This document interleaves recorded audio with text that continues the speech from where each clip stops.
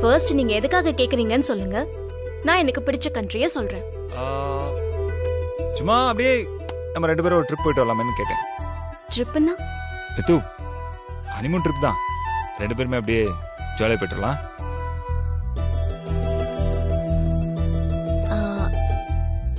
இப்போ என்ன சாருக்கு திடீர்னு ஹனிமூன் யோசனைலாம் வந்திருக்கு? சும்மாதான் அப்படியே லவ் மூட் ஸ்டார்ட் ஆயிருக்குல, அதான். வினய், நாம நினைச்சபடியெல்லாம் ஜாலியா சுத்துறதுக்கு இப்போ உங்க உடம்பு கோஆபரேட் பண்ணுமான்னு தெரியல. எதுக்கு அவசரப்படணும்? எல்லாமே சரியாகட்டும், அதுக்கப்புறம் பார்க்கலாம். இல்ல மித்து, இன்னும் எவ்வளவு நாள் என்னால் இப்படி நடமாட முடியும்னு சொல்ல முடியாது. மித்து, நான் நல்லா இருக்கும்போது உனக்கு பிடிச்ச இடத்துக்குலாம் உன்னை கூட்டிட்டு போய் உன்னை சந்தோஷப்படுத்தி பார்க்கணும்னு நினைக்கிறேன். என்னோட சந்தோஷங்கிறது எனக்கு பிடிச்ச நாடுகளை சுத்தி பார்க்கறது தான்னு நீங்க நினைக்கிறீங்களா?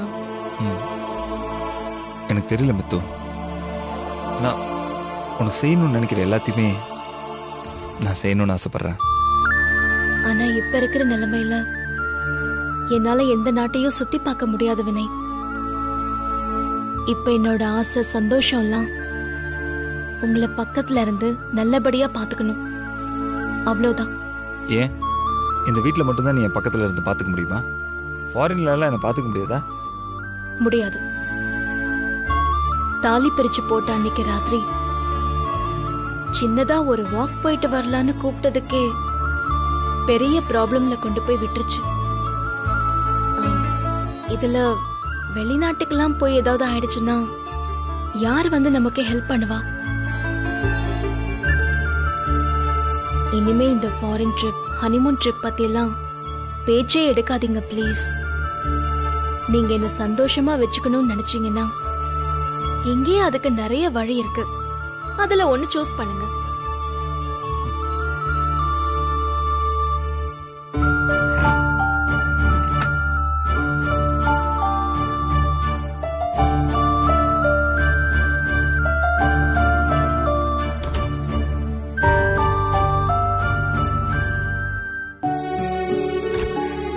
உங்களை வெளியில கூட்டிட்டு போய் என்னை பத்தின உண்மைகளை நான் சொல்லணும்னு நினைச்சதுதான் உங்களுக்கு அப்படி ஆனதுக்கு காரணம்னு நினைச்சிட்டு இருக்கேன். இதுல நீங்க ஹனிமூன் ட்ரிப் போகணும்னு சொல்றீங்க. அங்க போனா என்ன பிரச்சனை வரும்னு யாருக்கு தெரியும்?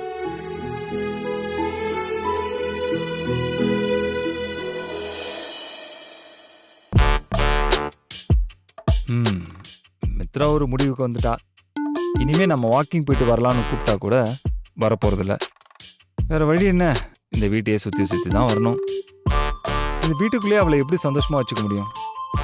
இல்லை, ட்ரிப்பு போய் ஆகணுமே. அதுக்கு ஏதாவது பிளான் பண்ணணும். பண்ணுவோம். பணக்காரங்க இங்கேயே செட்டில் ஆயிட்டா வேலையெல்லாம் செய்யாம ஜம்முன்னு இருக்கலான்னு பார்த்தா இங்கேயும் வந்து மாடா உழைச்சு ஓடா தேய வேண்டியிருக்கு. மருமகன் ஒருத்தி இருக்கா, அவ எந்நேரமும் போக்கு காட்டிக்கிட்டு அவ இஷ்டத்துக்கு சுத்திக்கிட்டு இருக்கா. அவளை ஒண்ணும் சொல்றதே இல்ல, நம்மள மட்டும் இத செய்ய அதை செய்யன்னு ஒரே டார்ச்சர். என்னத்த சொல்றது? எல்லாம் நாம கட்டிக்கிட்ட மனுஷனை சொல்லணும். அவர் மட்டும் ஒழுங்கா இருந்திருந்தா நானும் இந்நேரம் இவ்வளவு பெரிய வீட்டை கட்டி 10 வேலையாளுங்களை வச்சிருப்பேன். இங்க காசு இருக்குன்னு தான் பேரு. டிரைவருக்கு தூக்கி 2 லட்சத்தை கொடுக்க வேண்டியது, ஆனா வேலைக்கு ஆள் வைக்க அழுக வேண்டியது. இதுல போன் வேற.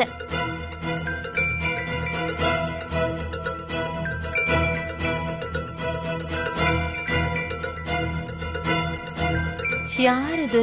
புது நம்பரா இருக்கு. சரி, எடுத்து என்னன்னு கேப்போம்.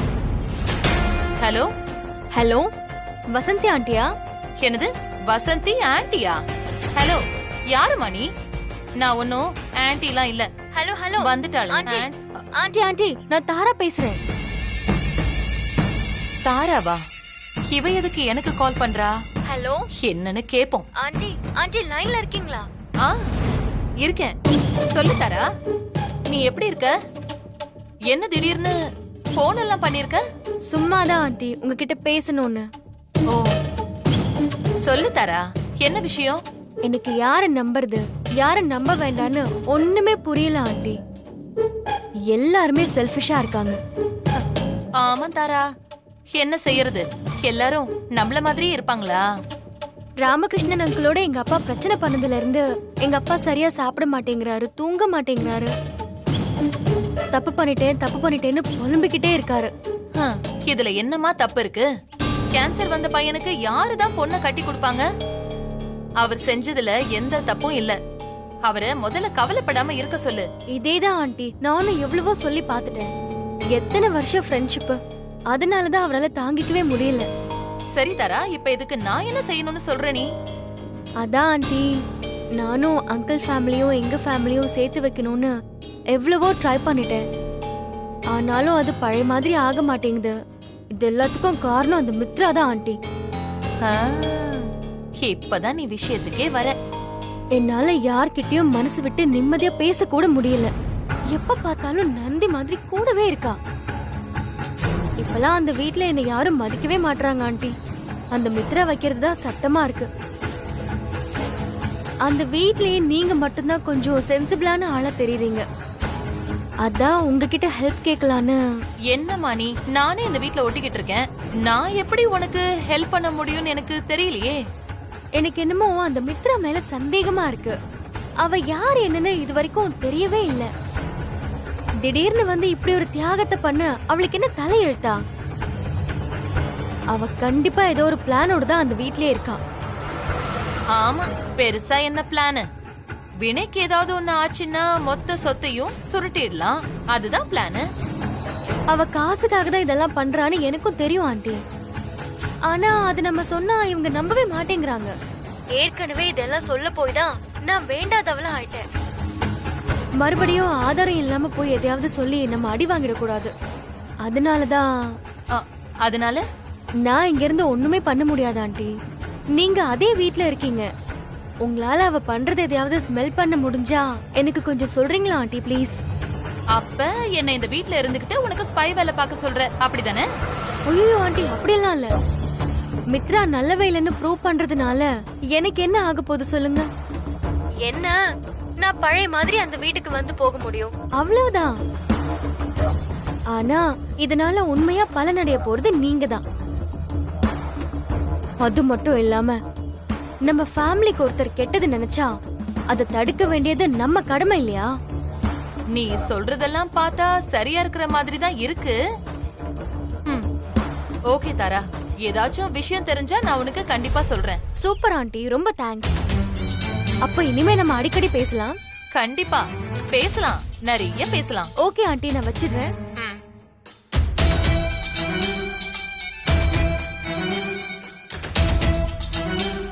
ஆஹா, ரொம்ப சௌகரியம். இந்த வீட்ல நான் இருந்துகிட்டு என்ன நடக்குதுன்னு கண்டுபிடிப்பேனா, அவ நோகாம அங்க இருந்துகிட்டு கதை கேட்பாளாம். இந்த வசந்திய பார்த்தா ஏமாளி மாதிரி தெரியுது அவளுக்கு. நம்ம காரியத்துக்கு இவ ஆவான்னு நாம யோசிச்சா இவ நம்மள வச்சு காரியம் சாதிக்க பாக்குறா.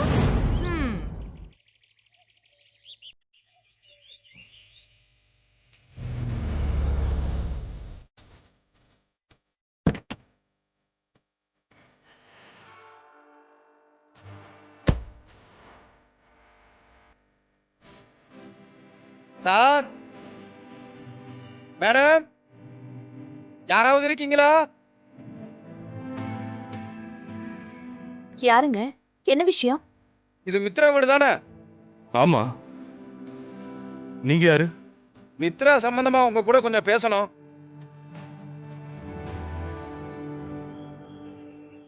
நான் இங்க நின்னு பேசினா நல்லா இருக்காது, கொஞ்சம் உள்ள வந்து பேசட்டுமா? சரி, வாங்க.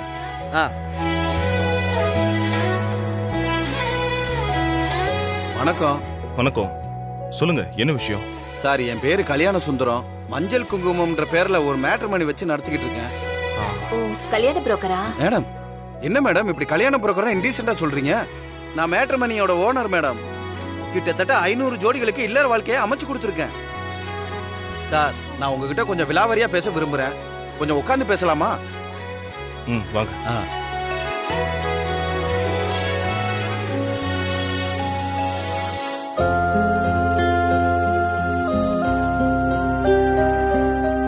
ஃபர்ஸ்ட் வீட்டுக்குள்ள வரலாமான்னு கேட்டேன், அப்புறம் உட்கார்ந்து பேசலாமான்னு கேட்டேன், அடுத்து குடிக்க டீ காஃபி வேணுமான்னு கேட்கலாம்னு நீங்க நினைக்கலாம்.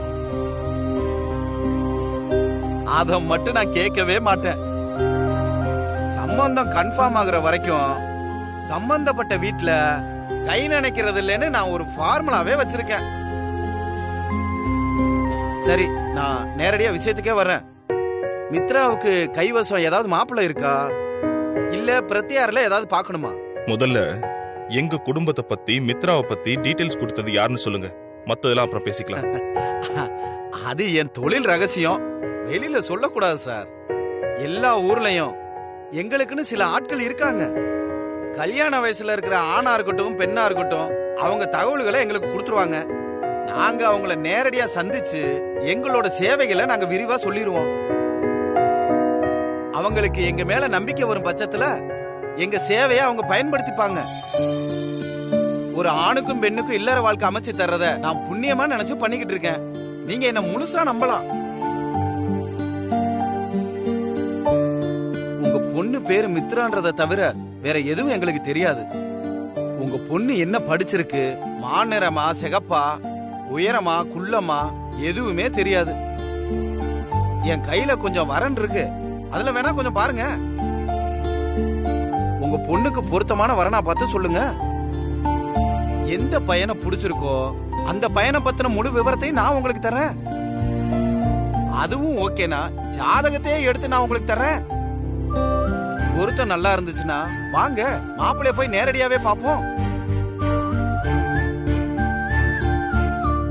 உங்களுக்கும் பொண்ணுக்கும் மாப்பிள்ளை பிடிச்சிருந்தா மேற்கொண்டு மாப்பிள்ளை வீட்லயே போய் பேசுவோம். என்ன சொல்றீங்க? அப்படியா? நாங்க இன்னும் எங்க பொண்ணுக்கு வரன் எதுவும் பார்க்க ஆரம்பிக்கல. ஆனா இப்படி திடுதிப்புன்னு நீங்க வந்து நிக்கிறத பார்த்தா இது ஏதோ கடவுள் சித்த மாதிரி தான் இருக்கு. சரி, போட்டோ காட்டுங்க பாப்போம். இந்தாங்க மாப்பிள்ளை போட்டோ, 2 பேரும் பாருங்க.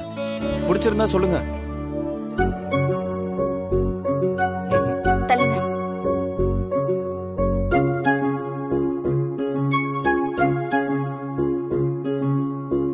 இருங்க இருங்க, இந்த பையன் கொஞ்சம் அழகா இருக்கான்ல? ஆமாமா. ஈவன் டீடைல்ஸ் கேளுங்க. இந்தாங்க, இந்த பையனை பத்தி சொல்லுங்க. அட, நம்ம திருவையாறு சேதுராமன் பேரா?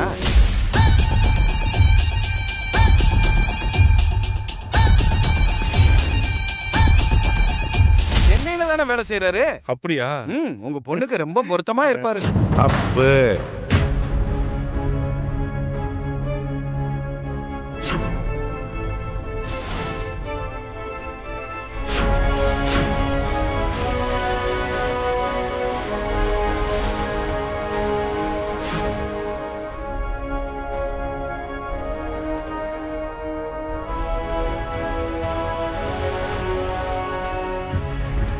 தப்பு. கரெக்டா இருக்கும் சார். தப்பு கல்யாணம் சொல்றோம். மித்ராவுக்கு சேதுராம பேரை பொருத்தமா இருக்க மாட்டான். நிச்சயமா இருப்பாரு சார்.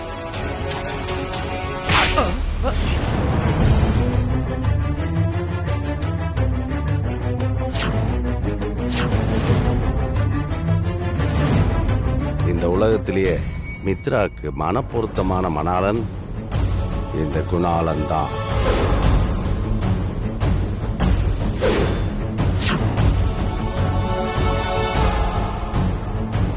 இந்த பார், குணாளனுக்காகவே பிறந்தவ மித்ரா. குணாலங்கிறது உங்க பையனா சார்? காமெடி பண்றியா? டேய், இவனை அடிச்சு தூக்கி போடுங்க.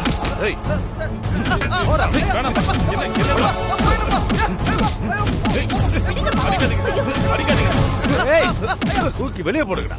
சரிண்ணே.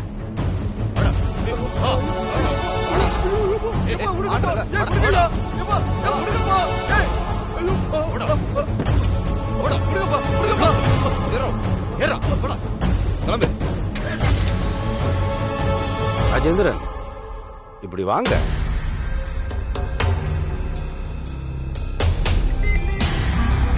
நான் ஒருத்தன் மித்ராக்கா காத்துட்டு இருக்கப்போ நீங்க எதுக்கு கண்டவங்கிட்ட எல்லாம் மாப்பிள்ளை பார்க்க சொல்லிட்டு இருக்கீங்க? இங்க பாருங்க, இன்னொருத்தர் வீட்டுக்குள்ள புகுந்து இந்த மாதிரிலாம் நடந்துக்கிறது நல்லா இல்ல. பாருங்க, முதல்ல நீங்க தட்டை எடுத்துட்டு வெளியே போங்க. பாத்தியாடா என் மாமனாருடைய கோபத்தை? ராஜேந்திரன், உங்க பொண்ணை என்ன தவிர வேற யாரும் சந்தோஷமா வச்சுக்க முடியாது, புரியுதா? ஆமா, எனக்கு என்ன குறைச்சல்னு எனக்கு உன் மகளை கட்டி கொடுக்க மாட்டேன்னு சொல்ற?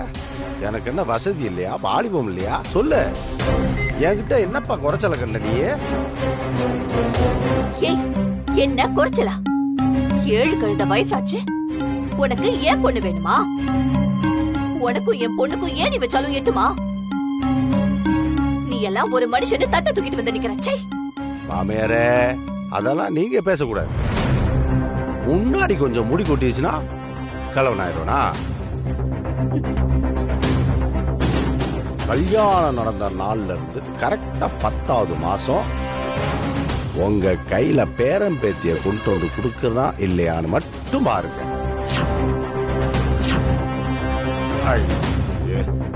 மாமியார் மாமனார் முன்னாடி இப்படிலாம் பேசுறதுக்கு எனக்கு குச்சமா இருக்குடா. இனிமேல் இப்படிலாம் பேச வைக்காதீங்க, சரியா? சரியா? ரொம்ப நாள்லாம் தள்ளி போட வேணாம், வர்ற முகூர்த்தத்திலே கல்யாணத்தை வச்சுப்போம்.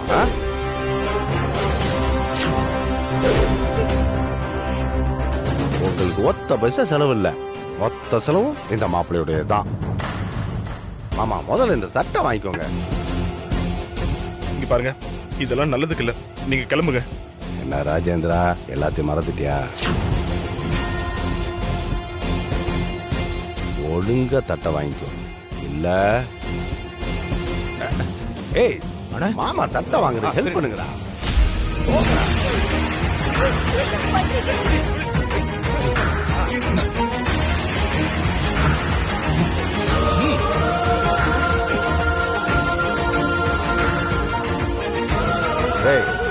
மாமா மாமியார் கூட சேர்த்து ஒரு போட்டோ எடுறான்.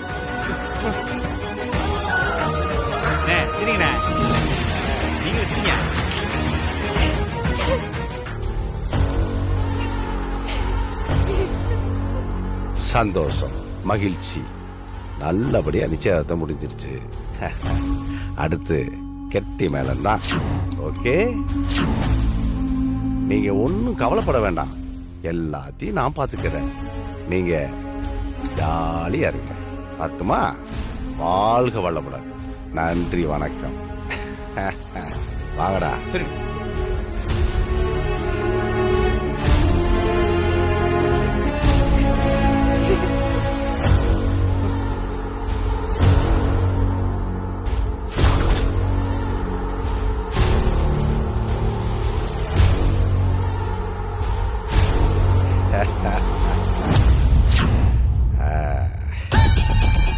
எப்படா? சூப்பர்ண்ணே.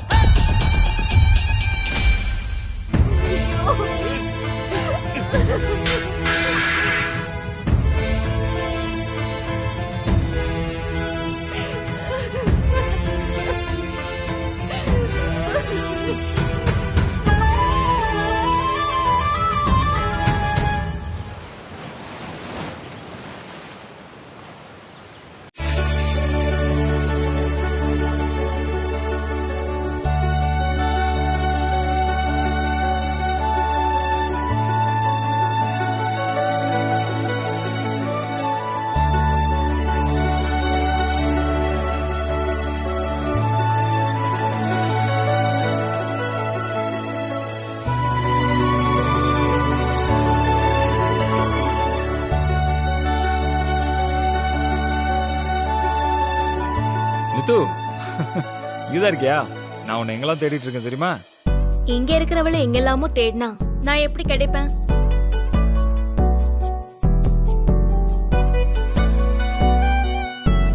ஏய், வாவ் மித்து, பரவாயில்லையே, உனக்கு கோலம் போட தெரியுமா? ஹலோ, டெய்லி நான் தான் கோலம் போட்டுட்டு இருக்கேன். ஆஹா. நான் இன்னைக்கு கொஞ்சம் லேட்டா எந்திரிச்சிட்டேன், நீங்க இன்னைக்கு கொஞ்சம் சீக்கிரமா எந்திரிச்சிட்டீங்க, அவ்வளவுதான். ம். ச்சே, இத்தனை நாள் இதை மிஸ் பண்ணிட்டேன் பாத்தியா. எத? ம். நீ இவ்ளோ அழகா கோலம் போடுவேன்னு தெரிஞ்சிருந்தா தினமும் நான் சீக்கிரமா எந்திரிச்சு வந்து பாத்துருப்பேனே.